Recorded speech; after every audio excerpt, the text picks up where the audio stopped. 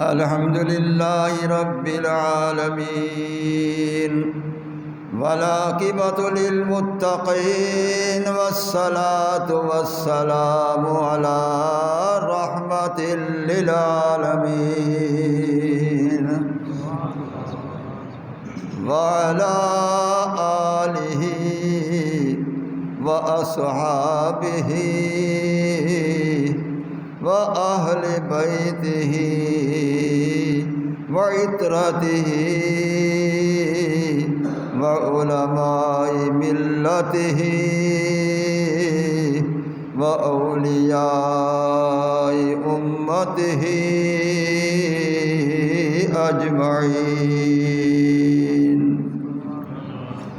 أما بعد فقد قال الله تبارك وتعالى في الكلام المجيد والقرآن الحميد: أعوذ بالله من الشيطان الرجيم. بسم الله الرحمن الرحيم. يا أيها الذين آمنوا كتب عليكم الصيام كما كتب على الذين من قبلكم لعلكم تتقون. صدق الله مولانا العظيم وبلغنا رسوله النبي الكريم الحبيب الأمين، ونحن على ذلك لمن الشاهدين والشاكرين والحمد لله رب العالمين.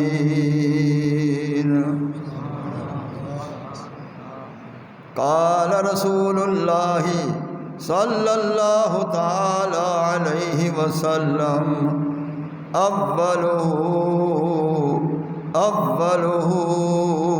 رحمة وأوسطه مغفرة وآخره عتق من النار.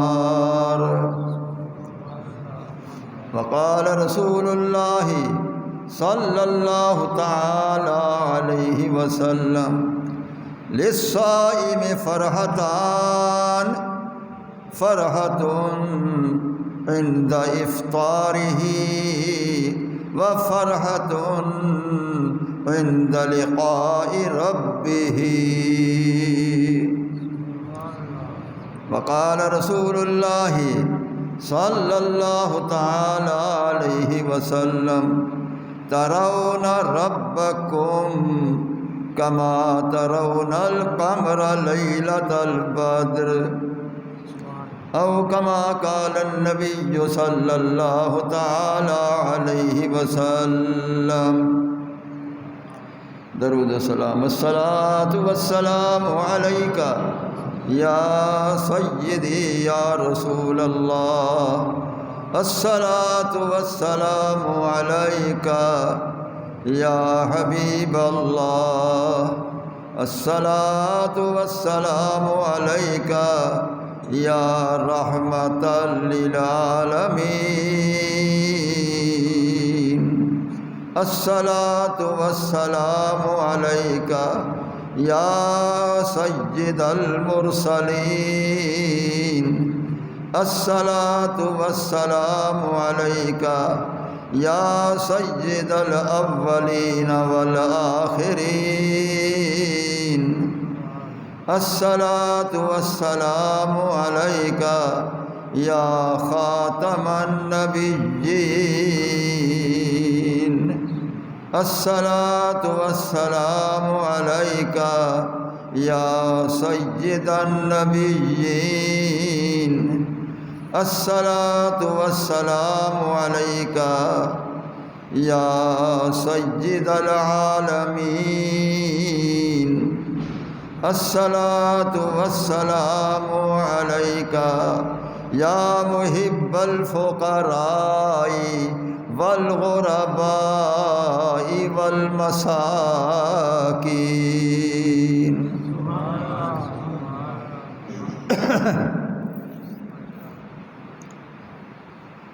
اغثنی یا رسول اللہ وادرکنی یا حبیب اللہ قد ضالت حیلتی ادرکنی یا رسول اللہ قد قلت حیلتی اغثنی یا حبیب اللہ۔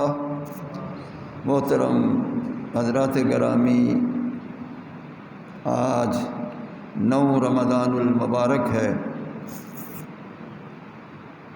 پہلا عشرہ ختم ہونے والا ہے۔ رسول اللہ صلی اللہ علیہ وسلم نے فرمایا اس رمضان شریف کے 3 عشرے ہیں۔ پہلا عشر یعنی پہلے 10 دن رات دن اللہ کی رحمت کی برسات ہوتی ہے۔ یکم رمضان شریف سے لے کر کل مغرب تک یہ ساری رحمت ہی رحمت برس رہی ہے۔ اس عشرے میں جو لوگ موجود ہیں وہ اللہ کی رحمت میں آئے ہوئے ہیں۔ سرکار نے فرمایا بأوسطہ مغفرۃ، اس کا دوسرا عشرہ درمیان والا عشرہ اللہ کی طرف سے گناہ گاروں کی بخشش کا عشرہ ہے۔ جتنی گناہ گار ہیں وہ اللہ کے علم میں ہیں، جو گناہ کیے ہوئے ہیں وہ بھی اللہ کے علم میں ہیں۔ تو اللہ تعالیٰ اس درمیان والے عشرے میں بخشش ہی بخشش کرتا ہے۔ کتنے لوگوں کی بخشش وہ اللہ کے علم میں ہے۔ سب کو بخش دے اس سے کون پوچھنے والا ہے؟ اللہ تعالیٰ کی طرف سے بخشش ہی بخشش ہے۔ اور تیسرا عشرہ جب آئے گا تو وہ دوزخیوں کی جہنم سے آزادگی کا آخری عشرہ آئے گا۔ تو گویا کہ اس مہینے کے اندر نفع ہی نفع ہے، رحمت کا بھی نفع، بخشش کا بھی نفع، دوزخ سے آزادگی کا بھی نفع، سارا نفع ہی نفع ہے۔ یاد رکھو یہ سارا نفع مل جل کر صدقہ مصطفیٰ ہے۔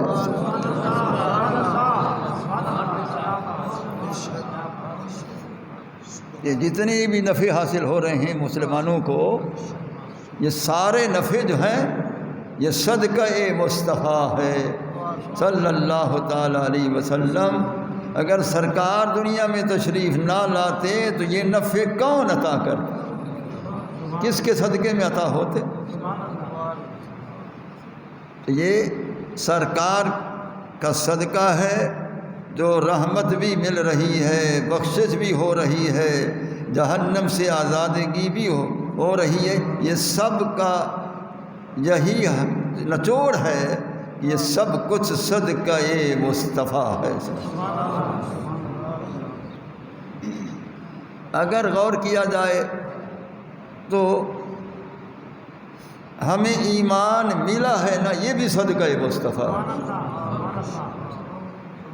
اگر سرکار نہ ہوتے ہم کس پر ایمان لاتے؟ ہمارا ایمان لانا یہ صدقہ مصطفیٰ ہے۔ ہمیں جو رزق اللہ دے رہا ہے وہ بھی صدقہ مصطفیٰ، اور نبی کریم کے پاک ہاتھوں مبارک سے دے رہا ہے۔ سرکار نے فرمایا ان اللہ یؤتی و انما انا قاسم، سب نعمتیں اللہ میرے ہاتھ میں دے دیتا ہے، میں اپنے دست کرم سے جس طرح چاہتا ہوں ویسا تقسیم کرتا ہوں۔ تو یہ سارا صدقہ مصطفیٰ ہے، رزق صدقہ مصطفیٰ ہے۔ ہماری آنکھوں میں نور ہے دیکھنے والا، یہ بھی صدقہ مصطفیٰ ہے۔ ہمارے منہ میں زبان بولنے والی، یہ بھی صدقہ مصطفیٰ ہے۔ ہمارے کان ہیں سننے والے، یہ بھی صدقہ مصطفیٰ ہے۔ جسم کے اندر صحت ہے، یہ بھی صدقہ مصطفیٰ ہے۔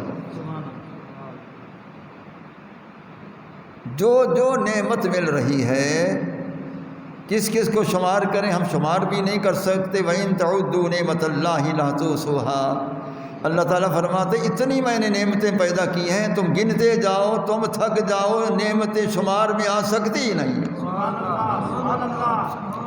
تو یہ بے شمار نعمتیں، سب نعمتیں صدقہ مصطفیٰ ہے صلی اللہ تعالی علیہ وسلم۔ دنیا میں زندگی بھی صدقہ مصطفیٰ ہے، ایمان پر دنیا سے جانا ہوگا، وہ بھی صدقہ مصطفیٰ ہے، قبر میں نجات قبر، وہ بھی صدقہ مصطفیٰ ہے، قبر میں منکر نکیروں کے سوال میں کامیاب ہونا، یہ بھی صدقہ مصطفیٰ ہے،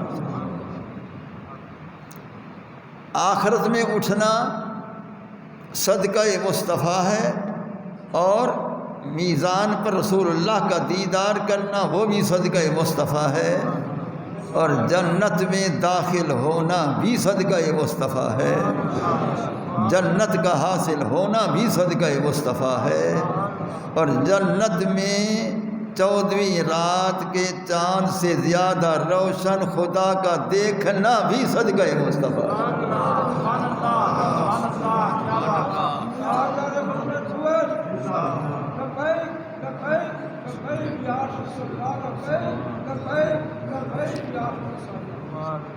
اللہ کا دیدار بھی صدقہ مصطفیٰ۔ میں نے بڑی کتابوں کو دیکھا ہے، زندگی گزر گئی، لیکن سچ یہ ہے کہ قیامت کے دن بے شک حساب کا دن ہے، لیکن ایک طرف حساب کا دن ہے، دوسری طرف وہ دیدار مصطفیٰ کا دن ہے۔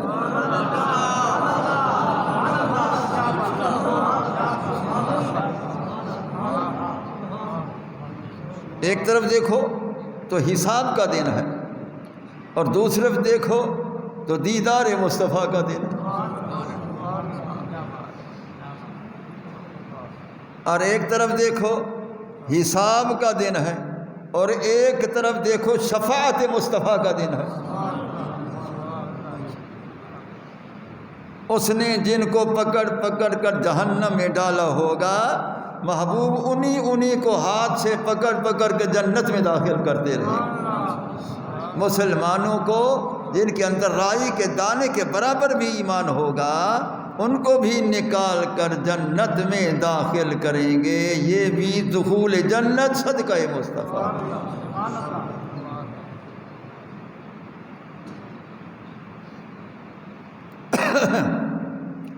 تو بے شک یہ عشرہ ختم ہونے والا ہے، پہلا عشرہ، کیونکہ آج 9 رمضان شریف ہے، کل 10 ہوگی، تو 10 کی شام مغرب تک یہ رحمت کا عشرہ چل رہا ہے۔ کل شام کو یہ عشرہ ختم ہوگا، اور دوسرا عشرہ بخشش کا شروع ہو جائے گا۔ تو یہ رحمت ملنا رسول اللہ صلی اللہ تعالی علیہ وآلہ وبارکہ وسلم کے امتی ہونے کی نسبت سے اللہ تعالیٰ کی رحمت ہے ہی سرکار کے غلاموں کے لیے۔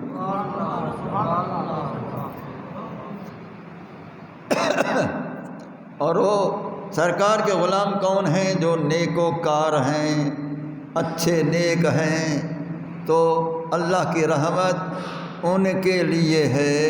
اللہ نے خود فرمایا ان رحمت اللہ قریب من المحسنین،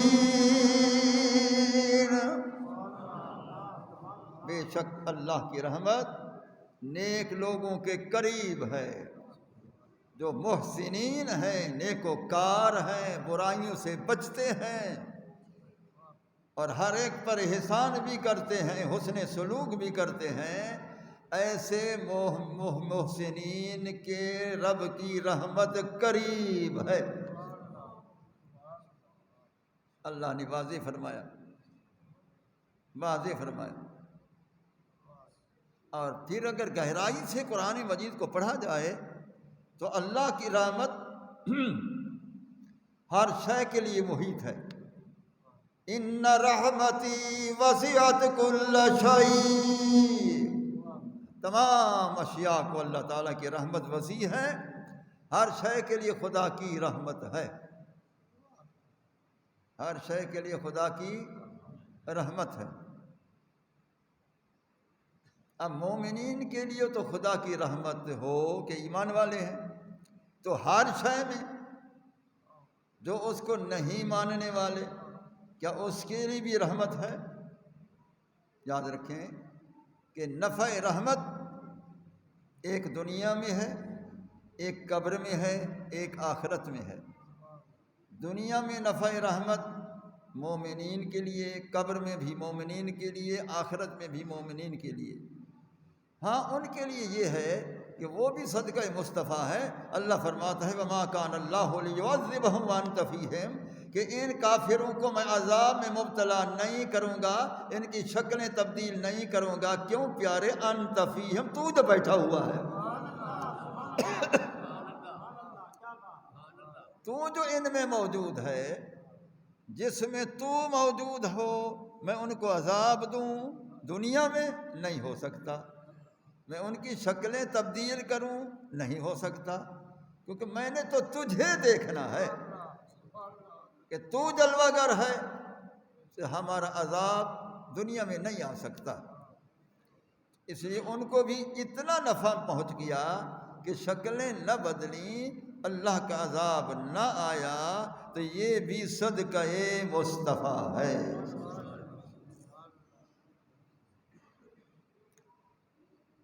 تو اب اللہ تعالیٰ جل شانہ وعم نوالہ کی رحمت ہر شے کو محیط ہے، تو اسی طرح رسول اللہ صلی اللہ تعالیٰ علیہ وسلم کی رحمت بھی عالمین، تمام جہانوں کے لیے ہے۔ وَمَا أَرْسَلْنَاكَ إِلَّا رَحْمَةً لِّلْعَالَمِينَ۔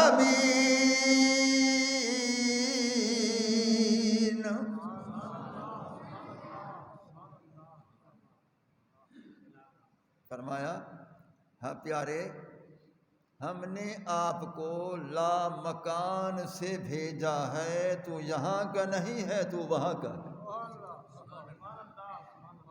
ہم نے تجھے لا مکان سے بھیجا ہے۔ حضور فرید پاک رحمۃ اللہ علیہ نے فرمایا کہ نہ تم عرشی محبوب، نہ تم عرشی نہ فرشی ہو، نہ فلکی نہ ارضی ہو، تو کون ہو؟ نور معلا، ذات مقدس نور معلا آئے وچ انسان کے ہو۔ تو رسول اللہ صلی اللہ تعالیٰ علیہ وآلہ وبارک وسلم کا ہی سارا صدقہ ہے۔ تو سرکار کی رحمت تمام جہانوں کے لیے ہے۔ ایک ہے سرکار کی ذات رحمت ہونا، یہ بھی حق ہے کہ سرکار کی ذات رحمت ہے، آپ مجسم رحمت ہیں، آپ کا سارا جسم اقدس رحمت ہے، آپ کے بال مبارک بھی رحمت، آپ کے لب مبارک بھی رحمت، آپ کی لعاب مبارک بھی رحمت، آپ کی پاک آنکھیں مبارک بھی رحمت، آپ کے رحمت والے ہاتھ مبارک بھی رحمت، آپ کے قدمین شریفین بھی رحمت، سارا جسم آپ کا رحمت، مجسم رحمت ہیں، یہ بھی حق ہے۔ صاحب روح المعانی نے بڑا اچھا مفہوم بیان کیا ہے، وہ فرماتا ہے کہ اے حال کونک راحما للعالمین، پیارے ہم نے تمہیں اس حال میں بھیجا ہے کہ کائنات کی ہر شے پر رحمت کرنے والا تو ہے، تجھے راحم بنا کر بھیجا، تجھے رحمت کرنے والا بنا کر بھیجا، رحم کرنے والا بنا کر بھیجا، تو رسول اللہ صلی اللہ علیہ وسلم راحم بن کر آئے ہیں۔ ہر ایک پر رحم کرنے والے اس کو راحم کہتے ہیں۔ تو روح المعانی والے نے یہ راحم کا معنی کیوں کیا، یہ عالم سمجھتے ہیں۔ یہ اعظم القادری صاحب بیٹھے ہیں، کوئی اور بھی ہوں گے، تو ان کو چاہیے غور کریں کہ روح المعانی والے نے راحم کا معنی رحم کرنے والے کیوں کیا ہے۔ وہ اس لیے کیا ہے کہ آیت میں ہے رحمت للعالمین، رحمت مصدر ہے، مصدر مبنی للفاعل بھی ہوتا ہے، اس لیے رحمت بمعنی فاعل یعنی راحم ہے، اس لیے اس نے معنی صحیح کیا۔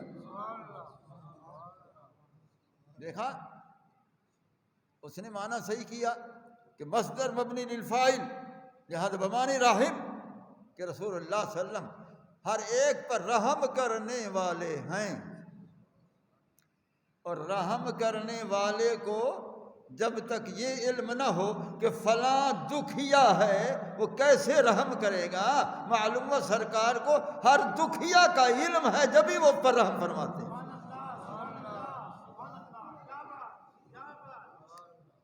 یہ سمجھ آیا؟ اگر دکھیا کا علم نہ ہو تو وہ کیسے رحم کریں گے دکھیا پر؟ اس لیے سرکار کو ہر دکھیا کا علم ہے۔ پھر اگر وہ قریب ہوں تب بھی وہ راحم ہیں، اگر روض اطہر میں ہوں تب بھی وہ راحم ہیں، کہ ان کی رحمت کا نفع روضہ شریف سے چلتا ہے، ہر شے کو پہنچ جاتا ہے۔ اور اگر وہ قریب ہو کر راحم ہیں تب بھی حق ہے کہ النبی اولیٰ بالمؤمنین من انفسہم، اللہ نے فرمایا میرا نبی کریم علیہ السلام ہر مومن کی جان روح سے بھی زیادہ قریب ہے۔ اس بنا پر سرکار بھی راحم، سرکار کی رحمت بھی ہمارے لیے، اللہ تعالیٰ کی رحمت بھی ہمارے لیے، رمضان شریف کے اس پہلے عشر کی رحمت بھی ہمارے لیے۔ رات دن رحمت برستی رہی ہے، صبح صادق سے لے کر غروب آفتاب تک، پھر رات تک یہ رحمت اللہ کی برستی رہی ہے، اب بھی برس رہی ہے، اب بھی ہم اللہ کی رحمت کی برسات میں بیٹھے ہیں۔ کیونکہ جب سرکار نے فرمایا یہ پہلا عشرہ رات دن رحمت ہی رحمت ہے، جب رحمت ہی رحمت ہے تو اب بھی رحمت ہے، لہذا کل مغرب تک یہ رحمت اللہ کی برس رہی ہے، اللہ کی رحمت برس رہی ہے۔ اگر کوئی آپ سے پوچھے کہ رحمت کی بارش جب ہوتی ہے تو پتہ چلتا ہے کہ کپڑے بھیگ گئے ہیں کہ بارش ہوئی ہے، جسم کے اوپر بارش کے قطرات آئے، جسم بھیگا ہے، معلوم ہے بارش ہوئی ہے۔ اگر یہ اللہ کی رحمت برس رہی ہے تو ہمیں تو محسوس نہیں ہے، کیسے برس رہی ہے؟ یاد رکھو کہ ایک پانی کی بارش ہوتی ہے، ایک اللہ کی رحمت کی نور کی بارش ہوتی ہے، یہ بارش جسم پر برستی ہے، وہ بارش دل میں برستی ہے۔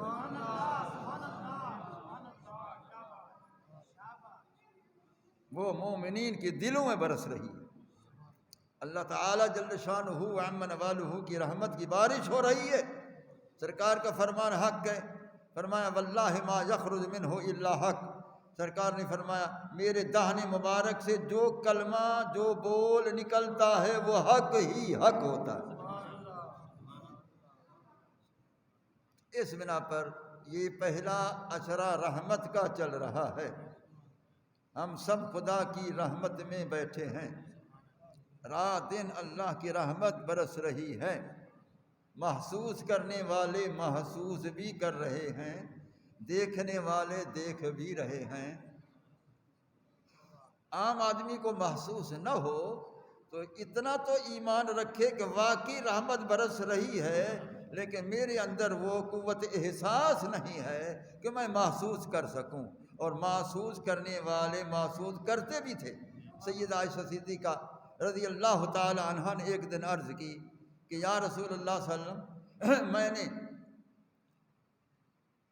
اللہ کی بارش برستی ہوئی اپنے اوپر دیکھی ہے، لیکن میرے کپڑے تو نہیں بھیگے ہیں، میرے اوپر وہ آثار تو بارش کے نہیں ہیں، تو وہ بارش تو میں نے اللہ کی برستی ہوئی دیکھی ہے۔ تو سرکار نے فرمایا یہ وہ بارش نہیں جو پانی والی ہے، یہ اللہ کی وہ بارش ہے جو تیرے دل میں برس رہی ہے اور تمہیں دکھائی بھی دے رہی ہے۔ تو معلوم ہوا دیکھنے والے دیکھ بھی لیتے ہیں، محسوس کرنے والے محسوس بھی کر لیتے ہیں۔ اور عائشہ صدیقہ رضی اللہ تعالی عنہا کی نگاہ کا وہ کمال تھا کہ فرماتی ہیں کہ ما ارا ربک الا یسارع فی ہواک، بخاری شریف میں ہے کہ بی بی صدیقہ نے عرض کی کہ اللہ کے نبی کریم علیہ السلام جس وقت بھی میں تیرے رب کو دیکھتی ہوں، کیا فرما رہی ہے؟ جس وقت بھی میں تیرے رب کو دیکھتی ہوں تو وہ تیری ہر خواہش میں پوری کرنے میں جلدی کرتا ہے۔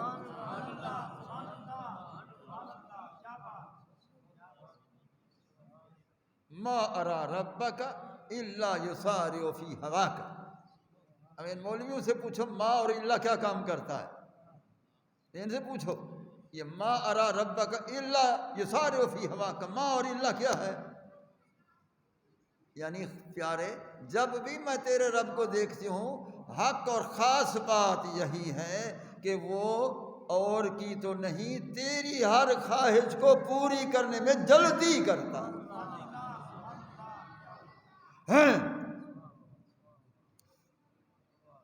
تو سرکار نے فرمایا عائشہ جب میں اس کا حبیب اور محبوب ہوں تو محبوب کی خواہش جلدی پوری نہ کرے گا تو کس کی کرے گا؟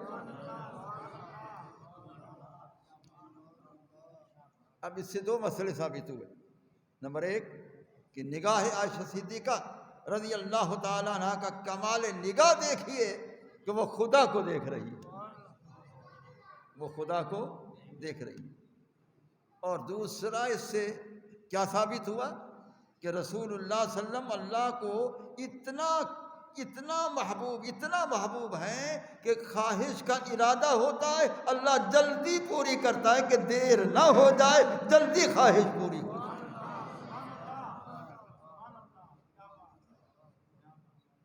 سیدہ عائشہ صدیقہ رضی اللہ تعالی عنہا کو یہ مقام کہاں سے ملا؟ رسول اللہ صلی اللہ تعالیٰ علیہ وآلہ وبارک وسلم کی نسبت سے ملا۔ سرکار کی نگاہ کرم ان پر، اور وہ رسول اللہ صلی اللہ علیہ وسلم کی ازواج مطہرات میں سے سب سے زیادہ آپ کی وہ محبوبہ تھی، اس لیے سرکار کے نگاہ کرم کا صدقہ ہوا کہ ان کو ایسی نگاہ عطا فرمائی کہ وہ نگاہ عائشہ خدا کو بھی دیکھنے والی بن گئی۔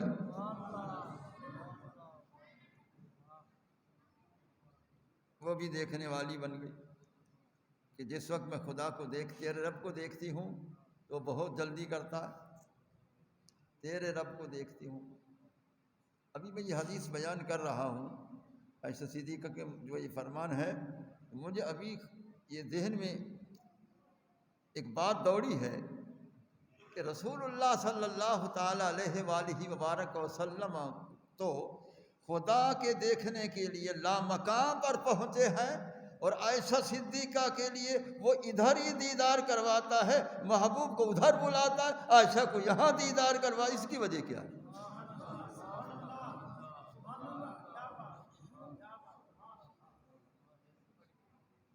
ہاں بھائی، رسول اللہ صلی اللہ تعالیٰ علیہ وسلم کو لامقام پر بلواتا ہے، وہاں اپنا دیدار کراتا ہے۔ عائشہ صدیقہ رضی اللہ تعالی عنہا کو عالم دنیا میں دیدار کراتا ہے۔ اس کی کیا وجہ؟ نمبر 2 کہ حضرت موسیٰ علیہ السلام اللہ کے رسول ہیں، صاحب کتاب ہیں، تورات ان پر نازل ہے، وہ تو ایک جلوہ برداشت نہ کر سکے۔ فخر موسیٰ صاعقہ، موسیٰ علیہ السلام بھی بے ہوش ہو گئے، کوہ طور بھی وہ ریزہ ریزہ ہو گیا۔ تو یہ بتاؤ کہ اللہ کا رسول ہے تو وہ تو بے ہوش ہو جائے، اور بی بی عائشہ صدیقہ رضی اللہ تعالی عنہا رسول نہیں، نبی نہیں، اور وہ رسول اللہ علیہ وسلم کی پاک بیوی ہیں، حضرت موسیٰ علیہ السلام اللہ کا رسول ہے، وہ افضل و اعلیٰ ہے، تو وہ بے ہوش ہے، بی بی بے ہوش نہیں، اس کی کیا وجہ؟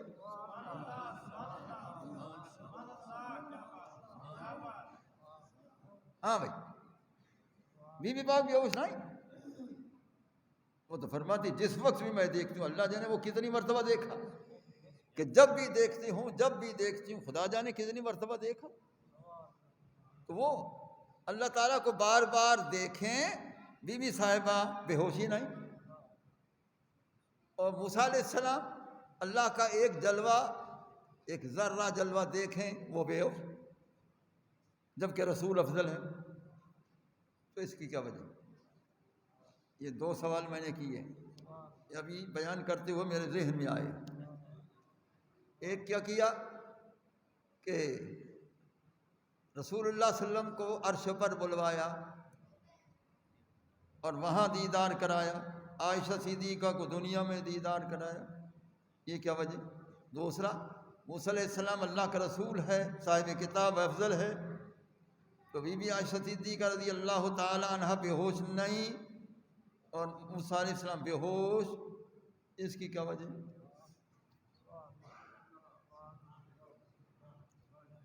ہاں بھائی، مولانا اعظم القادری بتاؤ بھائی، جو رات دن جو کتابیں پڑھاتے ہو، کیا پڑھاتے ہو؟ یہ مولوی صاحبان رات دن کتابیں پڑھاتے؟ ہاں بھائی بتاؤ۔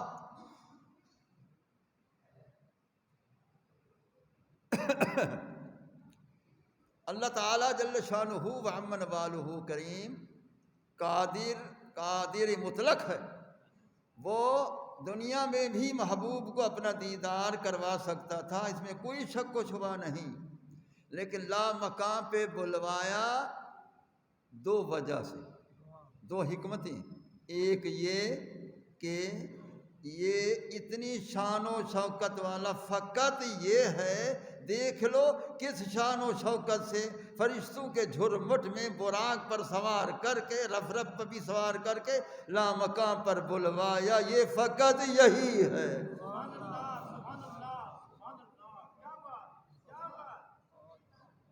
فرمایا کہ میں آپ کا مرتبہ دکھانا چاہتا ہوں لوگوں کو، جو آپ کا مرتبہ میرے ہاں ہے وہ لوگوں کو دکھانا چاہتا ہوں، وہ یہی دکھایا کہ دیکھ لو لا مقام کے عروج پر فقط یہ پہنچا ہے، کوئی نہیں پہنچا ہے،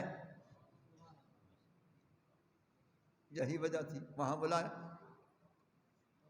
اور بی بی عائشہ صدیقہ رضی اللہ تعالی عنہ کے لیے یہ عروج نہیں تھا، میرا یہ نہیں ہے کہ لا مقام پر نہیں، وہ عالم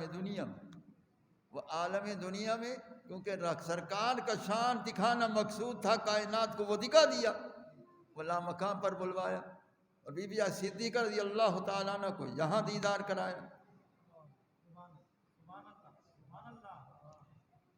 دنیا کو نہیں دکھانا تھا، اور سرکار کا لے جانا وہ دنیا کو بھی دکھانا تھا۔ دیکھ لو کہ یہ میرا محبوب کتنی شان والا ہے کہ ساری کائنات سے اوپر چلا گیا، ساری کائنات کو قدموں کے نیچے چھوڑ کر لا مقام پر چلا گیا، یہی دکھانا کہ لوح محفوظ کے ان کے قدم کے نیچے، قلم تقدیر بھی ان کے قدم کے نیچے، جنت بھی ان کے قدم کے نیچے، جبریل بھی ان کے قدم کے نیچے، اسرافیل بھی ان کے قدم کے نیچے، تمام ملائکہ بھی ان کے قدم کے نیچے، تمام نبیوں کے سر نیچے، محبوب کے قدم اوپر ہے۔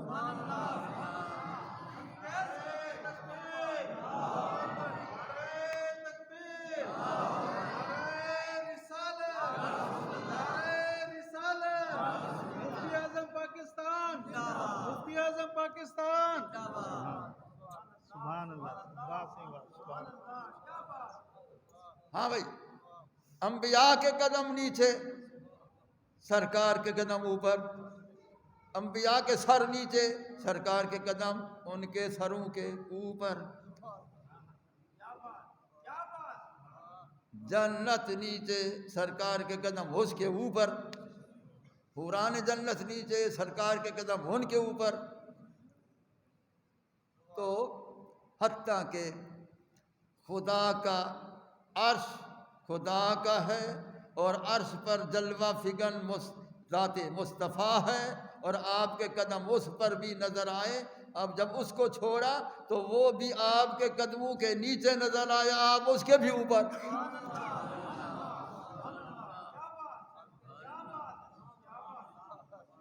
یہی عروج دکھانا تھا، یہی بلندی مقام دکھانی تھی کہ دیکھ لو اس شان والا فقط یہ محبوب ہے، اس لیے لا مقام پر میں نے بلوایا ہے.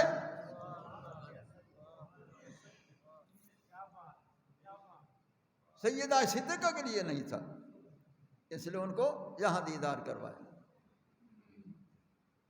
اب رہا کہ حضرت موسیٰ علیہ السلام اللہ کے رسول صاحب کتاب، وہ نبی اور رسول افضل ہوتا ہے تو وہ بے ہوش ہے، بی بی صاحبہ بے ہوش نہیں ہے. یہ کیا؟ یاد رکھیں اس کے 2 جواب ہیں. اعظم القادری صاحب یاد کریں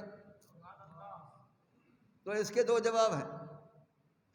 نمبر 1 کہ حضرت موسیٰ علیہ السلام کو بے ہوش کرنا تھا کہ یہ اس کو پتہ چلے کہ میں نے کہا تھا لن ترانی، تو مجھے ہرگز نہیں دیکھ سکتا. اب بتا دیکھ سکا ہے کہ بے ہوش ہو گیا ہے. فلما افاق قال سبحانک تبت الیک وانا اول المؤمنین. اے اللہ میں مانتا ہوں، اب مانتا ہوں دیکھ کر کہ واقعی پہلا حق کے دیدار میرا نہیں تھا، وہ حبیب اللہ کا تھا.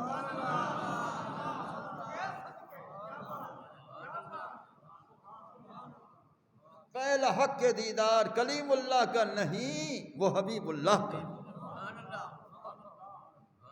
دیکھا اس بنا پر موسیٰ علیہ السلام کو بے ہوش کرنا تھا، وہ کر دیا. تو اب رہا کہ بی بی صاحبہ بے ہوش نہیں ہے، موسیٰ علیہ السلام بے ہوش. بات یہ ہے کہ حسب استعداد اللہ نے دیدار کرایا. بی بی صاحب کی جتنی استعداد تھی اس برداشت کرنے کے مطابق اپنا دیدار کروایا، اور وہ بھی صفاتی نور میں سے دیدار کروایا. جس طرح موسیٰ علیہ السلام کو صفاتی نور میں سے دیدار کروایا، اس کو بے ہوش کرنے کے لیے، اس کو باہوش رکھنے کے لیے، اور تاکہ پتہ چل جائے کہ اس نے اپنے استعداد سے زیادہ سوال کیا تھا، حق اس کا نہیں تھا، میرے محبوب کا تھا، وہ بے ہوش ہو جائے. اس نے سوال ہی نہیں کیا، میں خود دیدار کروا رہا ہوں کہ نسبت مصطفیٰ والوں کا یہ مقام ہے.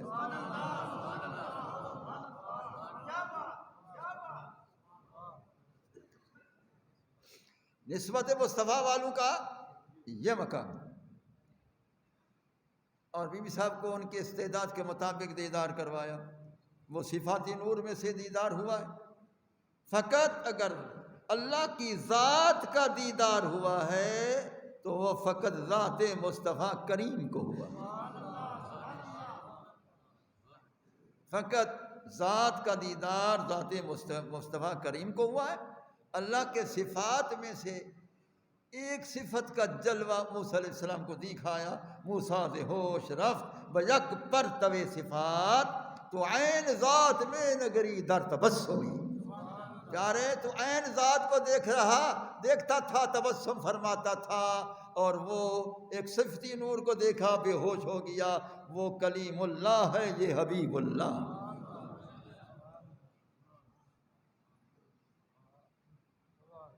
اسی طرح ہم خوش بخت ہیں سب، آپ بھی میں بھی، مولانا اعظم القادری بھی، یہ جتنی بیٹھے ہو سارے، یا جہاں جہاں اہل سنت حنفی موجود ہیں، وہ سب کے لیے میں بتا رہا ہوں کہ ہمارے امام صاحب امام ابو حنیفہ رحمۃ اللہ علیہ کس مقام کے امام ہیں. فرماتے ہیں کہ رأیت ربی مئۃ مرہ، میں نے خود اپنے رب کو 100 مرتبہ دیکھا.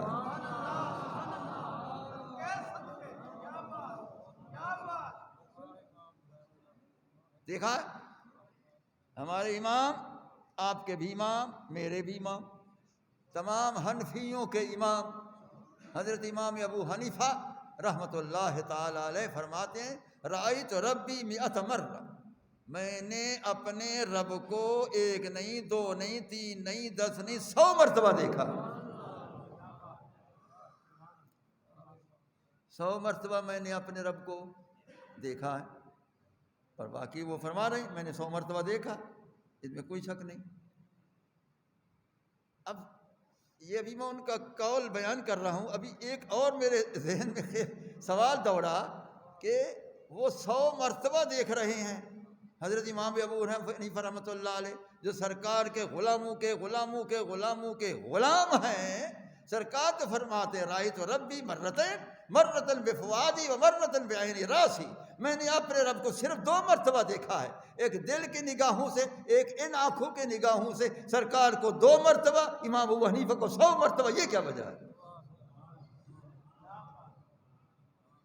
ہاں بھائی، حضرت امام ابو حنیفہ رحمۃ اللہ علیہ کو 100 مرتبہ دیدہ، رسول اللہ فرماتے مجھے 2 مرتبہ، ایک دل کی آنکھوں سے، ایک سر اقدس کی آنکھوں سے، یہاں 2 مرتبہ وہاں 100 مرتبہ، یہ کیا ہو گیا؟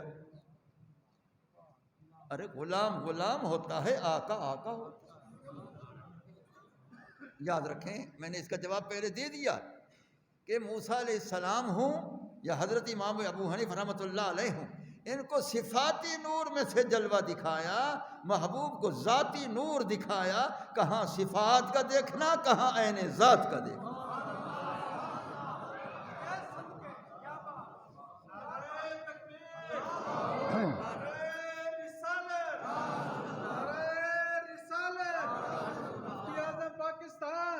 مفتی اعظم پاکستان بابا سنگھ، واہ، ہاں بھائی بتاؤ بھائی، کہاں صفات کو دیکھنا، کہاں ذات کو دیکھنا؟ موسیٰ علیہ السلام صفاتی نور کو دیکھا، ذاتی کو نہیں۔ سیدہ صدیقہ رضی اللہ تعالیٰ عنہ نے صفاتی نور کو دیکھا، ذاتی کو نہیں۔ میرے مصطفیٰ کریم نے عین ذات کو دیکھا، بار بار دیکھا، بار بار دیکھا، بار بار دیکھا، 18,000 سال کی رات گزر گئی، بار بار دیکھا، بار بار دیکھا۔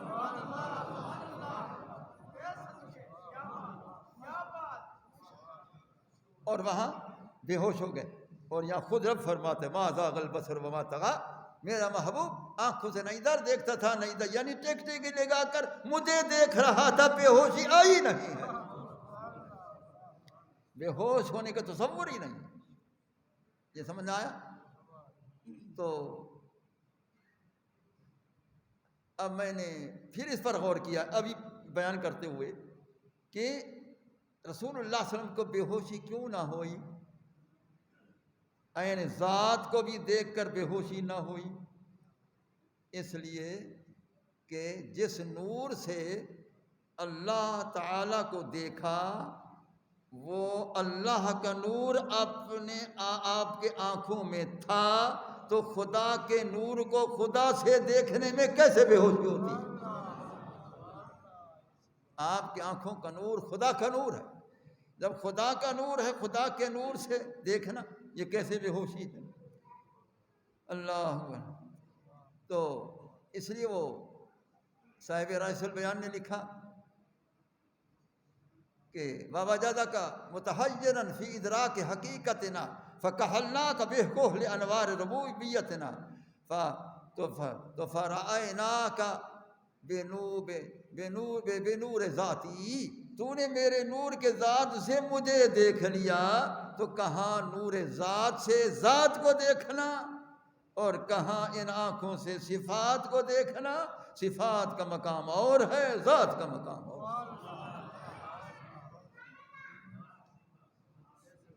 پروردگار عالم جل شانہ وعم نوالہ نے اپنے محبوب علیہ السلام کو سب سے عروج عطا فرمایا، سب سے بلند و بالا مقام عطا فرمایا، تو ان سے بڑی نعمتیں ملی ہیں، اور انہی سے یہ رمضان شریف کی نعمت بھی ملی ہے۔ یہ رمضان شریف جو چل رہا ہے یہ بھی عطیہ خدا بھی ہے اور ادائے مصطفیٰ بھی ہے۔ یہ عطیہ خدا بھی ہے اور ادائے مصطفیٰ بھی ہے صلی اللہ علیہ وسلم۔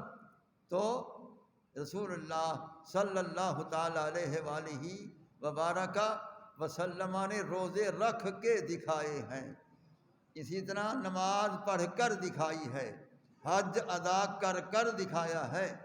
تو یہ ادائیں ہیں سرکار کی، یہ پاک ادائیں ہیں، ان کو حکم خدا بھی سمجھو اور ادائے مصطفیٰ بھی سمجھو، یہ دگنا لطف آتا ہے۔ حکم خدا بھی سمجھو اور ادائے مصطفیٰ بھی سمجھو۔ میں نے آپ کو بتایا ہوگا کہ میں حرم شریف میں بیٹھا ہوا تھا، ایک صاحب میرے پاس آ کر بیٹھ گئے، وہ کہنے لگے حضرت صاحب باہر چلیں۔ میں کہ بھائی کدھر چلیں؟ کہ مسجد نور میں جانا ہے۔ میں نے کہا بھائی مسجد نور کدھر ہے؟ کہ باہر چلیں گے، میں آپ کو دکھاتا ہوں وہ مسجد نور ہے۔ کیوں چلیں گے؟ کہ وہاں اللہ کے دین کی باتیں ہوں گی۔ میں نے کہا اللہ کے دین کی باتیں کون کون سی ہوں گی؟ کہنے لگا نماز ہے، اس کے مسائل ہیں، وضو ہے، اس کے مسائل ہیں، روزہ ہے، اس کے مسائل ہیں، حج ہے، اس کے مسائل ہیں۔ ایسا تو میں نے کہا یہ کیا ہیں؟ کہتے یہ احکام خدا ہے۔ میں نے کہا اور؟ بس احکام خدا ہے۔ میں نے کہا اور؟ کہتا ہے احکام خدا ہے۔ میں نے کہا یوں کہو احکام خدا ہے تو ساتھ ساتھ ادائے مصطفیٰ ہے۔ کہو اپنی زبان سے کہ احکام خدا ہے اور ادائے مصطفیٰ ہے۔ ٹھیک ہے؟ کہنے لگا ہاں ٹھیک ہے، بالکل ٹھیک۔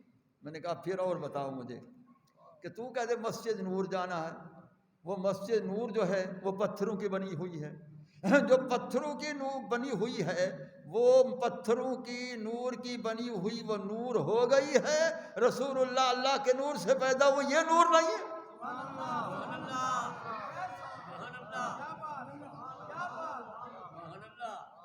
تو ہی تو کہہ رہا ہے کہ مسجد نور میں چلنا۔ ارے مسجد نور تو پتھروں کی ہے، وہ پتھروں سے بنائی گئی، وہ پتھروں والی نور ہے جو عین ذات کا جلوہ اول ہے، وہ نور کیسے نہیں؟ اس کے بعد یہ بتا کہ تو مجھے ادھر حرم سے اٹھاتا ہے، مسجد نور لے جاتا ہے، اب تو بتا یہ حرم افضل ہے یا وہ مسجد نور افضل ہے؟ بتا یہ حرم افضل ہے یا مسجد نور افضل ہے؟ لازماً حرم افضل ہے۔ تو افضل سے اٹھا کر تو مجھے مفضول کی طرف لے جا رہا ہے، کوئی عقل ہے یا عقل ختم ہو گیا؟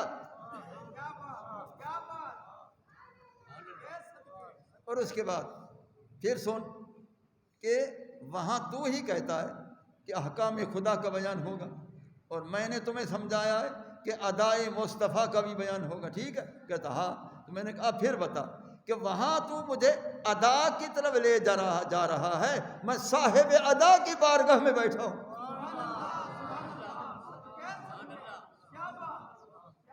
بتاؤ بھائی، ارے میں صاحب ادا کی بارگاہ میں بیٹھا ہوں، تو صاحب ادا کی بارگاہ سے اٹھاتا ہے اور ادھر لے جاتا ہے۔ بتاؤ کوئی عقل ماری گئی تمہاری؟ کہتے ہاں آپ دین کو زیادہ سمجھتے ہیں۔ میں نے کہا میں تمہارے بڑوں سے بھی زیادہ سمجھتا ہوں، بہت سمجھتا ہوں، اتنی دین کو میں سمجھتا ہوں تمہارے بڑے بھی نہیں سمجھتے۔ ہاں تو یہ لوگ اس طرح کرتے ہیں۔ بہرحال سیدہ صدیقہ رضی اللہ تعالیٰ نے عرض کیا ما ارا ربک الا یسارع فی ہواک، پیارے جب بھی میں تیرے رب کو جب بھی دیکھتی ہوں، جب بھی دیکھتی ہوں، پتہ نہیں کتنی بار دیکھا، جب بھی دیکھتی ہوں تیری خواہش میں جلدی کرتا ہے، تیری خواہش میں پوری کرنے میں جلدی کرتا ہے کہ دیر نہ ہو جائے، محبوب کی خواہش جلدی پوری ہو جائے۔ بی بی صاحبہ کا جب میں نے قول پڑھا ہے بخاری شریف میں نے بڑا غور کیا ہے کہ کوئی مثال ایسی مل جائے کہ اللہ تعالیٰ محبوب کی خواہش پورے کرنے میں جلدی کرتا ہے، وہ مل گئی۔ تلاش کرو تو مل جاتا ہے، من جد وجد، جو کوشش کرے پا لیتا ہے۔ وہ کیا ہوا کہ رسول اللہ صلی اللہ علیہ وسلم جب بیت المقدس کی جانب نماز پڑھتے تھے تو آپ کو نماز میں ہی خیال مبارک ہوا کہ میرے دادا ابراہیم علیہ السلام کا بنایا ہوا یہ قبلہ جو ہے یہی میرا اور میری امت کا قبلہ ہونا چاہیے. یہ خیال ہوا. اللہ نے فرمایا اب خیال ہے پورا ابھی کرنا، دیر کسی بات کی. فولی وجہک شطر المسجد الحرام، نماز میں پھرتا اب یہ کعبہ ہو گیا.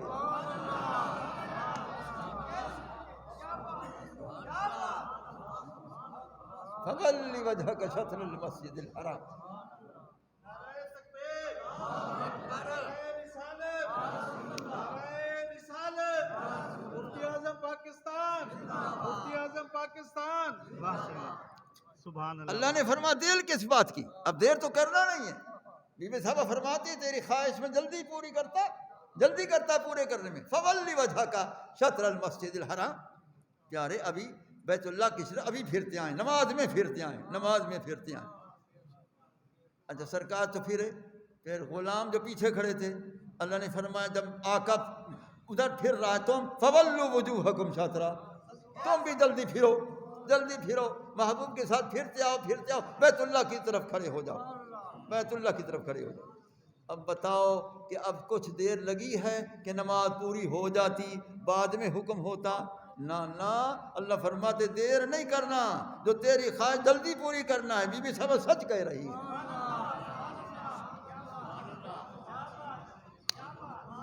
دیکھا بی بی صاحب نے بالکل صحیح فرمایا.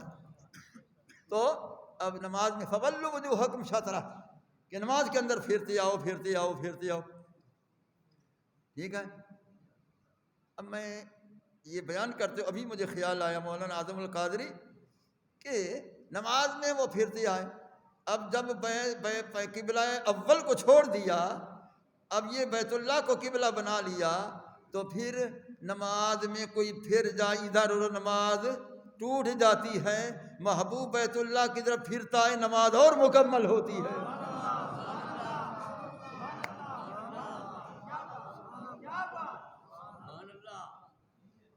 دیکھا صحابہ کرام نماز میں پھرے ہیں، نماز میں پھرتے آئے، خدا کا حکم ہے پھرتے آؤ.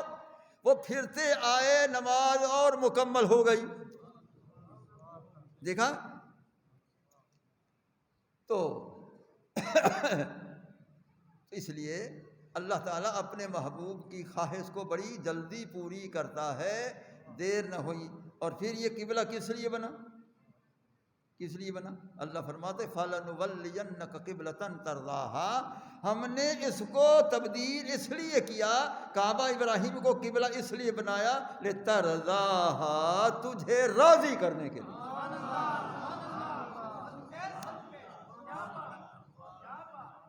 تجھے راضی کرنے کے، تو اس میں راضی ہے، میں اس میں راضی ہوں. تو اس میں راضی، میں اس میں راضی.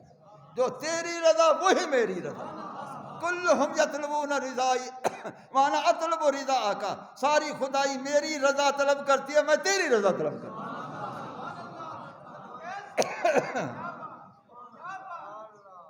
دیکھا کیا فرمایا؟ کلہم یطلبون رضائی، تمام میری رضا کے طلبگار. انبیاء میری رضا کے طلبگار، اور فرشتے میری رضا کے طلبگار.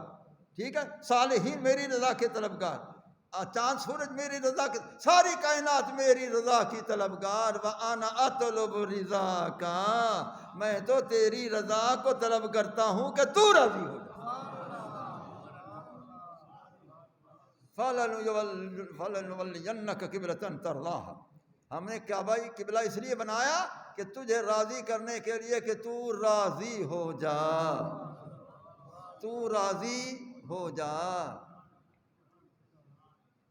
ابھی اس سے یہ نہ سمجھنا کہ راضی ہو جا کہ آپ سرکار پہلے ناراض سے خدا پر کہ راضی ہو جا. نہیں، یہاں رضا کے معنی کہ تو خوش ہو جا. تیری خوشی اسی میں ہے تو میری خوشی بھی اسی میں. تیری رضا اسی میں ہے تو میری رضا بھی اسی میں. دیکھا وہ کعبہ کو شان مل گئی، وہ کعبہ ابراہیمی وہ قبلہ بن گیا. آج تک لوگ اس کی طرف سجدہ کر رہے ہیں.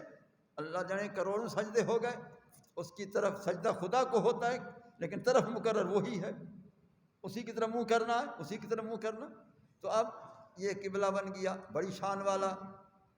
اب رسول اللہ نے اسی کی طرف سجدے فرمائے، ابو بکر صدیق نے اسی طرف سجدے فرمائے، امیر عمر نے اسی کی طرف سجدے فرمائے، امیر عثمان اسی کی طرف سجدے فرمائے، مولا علی اسی کی طرف سجدے فرمائے، تمام صحابہ اسی کی طرف، اولیاء اللہ تمام اسی کی طرف سجدے فرمائے.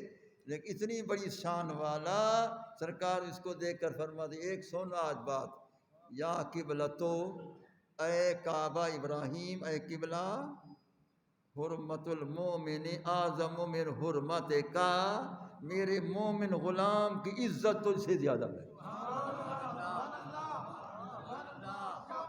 میرے مومن غلام کی عزت تجھ سے زیادہ ہے. یہ میرا احسان سمجھ، میں تیرا طواف کر رہا ہوں تو میری سنت سمجھ کر میرے غلام بھی تیرا طواف کریں. دیکھا؟ تو اب وہ قبلہ کو فرمایا. بنا پر ہی حضرت امیر عمر رضی اللہ تعالیٰ عنہ جب حجر اسود کو دیکھا کھڑے ہو گئے، فرمایا کہ یا حجر انک لا تضر ولا تنفع، اے حجر اسود تو نہ نفع دکھ سکتا ہے نہ نقصان، مجھے کوئی پرواہ نہیں تیری. کیا کروں، میرے محبوب نے تجھے چوما ہے، مجھے بھی چومنا پڑے گا. دیکھا؟ تو یہ قبلہ، یہ قبلۃ المومنین ہے. یہ کعبہ ابراہیم قبلۃ المومنین ہے، تمام مومنین کا قبلہ. قربان جائے روح المانی کی اس عبارت پر، میں تو جب بھی پڑھتا ہوں اس کو دعائیں دیتا ہوں. اس نے یہ لکھا کہ اللہ تعالیٰ نے فرمایا کہ پیارے آپ سن لیں کہ عرش کو جن فرشتوں نے اٹھایا ہوا ہے، حاملین عرش، ان کا قبلہ عرش ہے. بیت المعمور والوں کا قبلہ بیت المعمور ہے، اور یہ بیت المقدس سابقین انبیاء علیہ السلام کا قبلہ ہے. اور یہ کعبہ ابراہیم ھذا قبلۃ جسدک، یہ تیرے جسد انور کا قبلہ ہے، تو نے پسند فرمایا. لیکن وقبلۃ روحک فانا، تیری روح محمدی کا قبلہ میری ذات ہے، اس کے جلوے میں نے دیکھنا، یہ نہیں برداشت کر سکتا. وقبلۃ روحک فانا، تیری روح محمدی کا قبلہ میری ذات ہے. اب اللہ فرماتے سب کے قبلے میں نے بیان کر دیے، تو میرا بھی کوئی قبلہ ہے. اللہ نے فرمایا وقبلتی انت یا رسول اللہ، پیارے میری ذات کا قبلہ تیری ذات ہے. میری ذات کا قبلہ تیری ذات. تو معلوم ہوا اللہ سرکار قبلۃ اللہ بھی ہیں، سرکار قبلۃ اللہ بھی ہیں، قبلۃ اللہ بھی ہیں. اب یہ قبلہ کے معنی یہ نہ سمجھنا کہ جس کی طرف نماز پڑھی جاتی ہے خدا نماز سے پاک ہے. خدا معبود ہے، عابد نہیں. خدا اس سے پاک ہے، سجدہ کرنے سے پاک ہے. یہاں قبلہ کے من القبلۃ ما یتوجہ الیہ، جس کی توجہ کی جائے. اللہ فرماتا ہے میرے فضل کی توجہ تیری طرف، میری رحمت کی توجہ تیری طرف، میرے کرم کی توجہ تیری طرف، میرے صفات کی توجہ تیری طرف، میری ذات کی توجہ تیری طرف، اس لیے تو قبلۃ اللہ.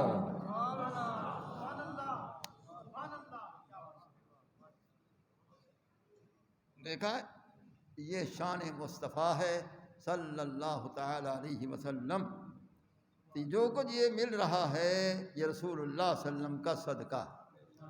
یہ رمضان شریف ملا اسی کا صدقہ، اس میں 3 عشرے ملے اسی کا صدقہ. پہلا عشرہ رحمت اسی کا صدقہ، دوسرا عشرہ بخشش اسی کا صدقہ، تیسرا عشرہ دوزخ سے آزادگی اسی کا صدقہ. یہ سارا ہے ہی صدقہ مصطفیٰ صلی اللہ تعالی علیہ وسلم، جو اللہ تعالیٰ نے ہمیں عطا فرمایا. یہ خدا کا مہمان بن کر آیا ہے، اس کا احترام ضروری ہے. یعنی روزے رکھنا فرض ہیں، روزے قضا نہ کریں، روزے ضرور رکھیں. اب تو اللہ تعالیٰ نے بارشیں بھی کر دی ہیں، ٹھنڈے بھی کر دی ہیں، لہذا روزوں کو نہ چھوڑیں، روزے قضا کریں. روزہ اگر قضا ہو جائے بعد میں قضا کرتے رہو، وہ مقام نہیں ملے گا جو رمضان شریف میں ملے گا. وہ مقام نہیں ملے گا جو رمضان شریف. تو اس بنا پر روزوں کو جاری رکھیں، روزے قضا نہ کریں، روزے رکھتے رہیں۔ یہ اس کا کرم ہے کہ جن کو اللہ تعالیٰ روزے رکھنے کی توفیق دیتا ہے۔ میں کہتا ہوں مجھ پر بھی بڑا کرم ہے، اب میری عمر 84 سال کی ہے لیکن الحمدللہ نامہ روزہ چل رہا ہے، یہ اس کا کرم ہے، اس کا احسان ہے، ٹھیک ہے۔ اب میں روزے سے بھی ہوں اور گھنٹہ تقریر بھی تم کو سنا چکا ہوں، یہ سب اسی کا کرم ہے، سب اسی کا کرم ہے۔ تو اس بنا پر احترام کریں رمضان شریف کا، روزے صحیح معنی میں رکھیں اور اس میں پرہیزگاری کریں اور معاصی سے اجتناب، گناہوں سے اجتناب اور غیبت سے اجتناب، گلا سے اجتناب اور جھوٹ سے اجتناب، زبان کی بھی حفاظت کریں، سارے جسم کی حفاظت کریں، سارا جسم گویا کہ روزہ دار ہو، اس مقام کا روزہ رکھیں اور اس کو قضا نہ کریں۔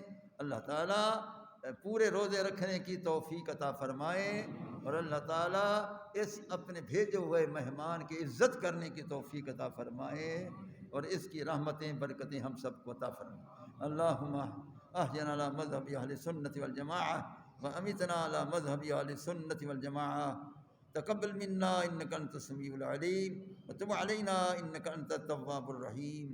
صلی اللہ تعالی علی خیر خلقہ سیدنا مولانا محمد وعلی آلہ وصحبہ واہل بیتہ وعترتہ وعلماء ملتہ واولیاء امتہ اجمعین، آمین آمین آمین برحمتک یا